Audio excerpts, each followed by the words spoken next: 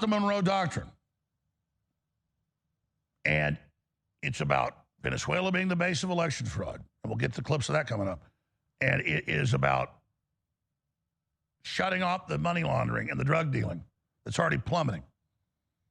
It's about exercising American will and America making the decisions, not the globalists, not BlackRock, not the UN, but the president we elected. And quite frankly, I said, don't go in, even though you have the right and I can see that you're going to do it. And I know why. And if you do it, I'll back it. But I think it's a very dangerous gamble because, again, they'll leak the information to the Venezuelans. And Trump talked about that yesterday. And I had inside sources say, oh, they were just ready Christmas. 4 other times. They had helicopters, jets, everything. It was a go order. And then Trump was going to do the final order. And minutes before, even when our aircraft were over Venezuela, he would say, abort. And it wasn't just because of weather. He was doing it under good advice from Hegseth so that they wouldn't know when the real attack came. And they were also planning disinformation to track who in Congress and who in the Pentagon is leaking. I mean, this is, on those fronts, this is a new Trump. And he doesn't have control of the Justice Department because it's such a viper's nest, but he does have control of the Pentagon by and large.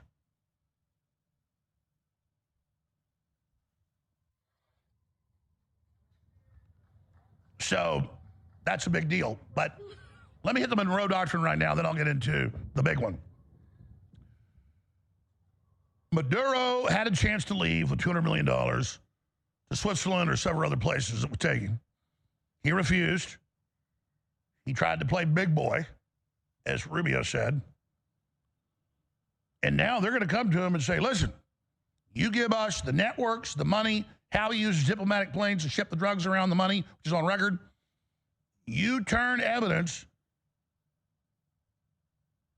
against the Democrat Party operatives, and we're going to let your ass go. And I think there's about a 90% chance Maduro turns against them. And folks, when this house of cards starts falling perfectly this year, the 250th anniversary of this country, what a present. And Trump intends all of this to be going and done by July 4th. And that's what I've been told. And the only reason I got read in a little bit on policy was because I already knew the policy. I'd already understood it. And I had policymakers, people asked me in the last 8-9 months, well, how do you know this? How do you know the whole plan? Obviously, I mean, under a lot of surveillance, too, by the good guys and bad guys. And I said, well, it's completely all obvious right there. I mean, Trump said what he's doing. I understand the policy. I get it. I got it before he ever got in office. This is what I would do. Operation 1776 worldwide. I wrote policy papers, 9 years ago and 8 years ago to Trump on this plan. This was part of the plan. I mean, I do a lot of serious work, folks.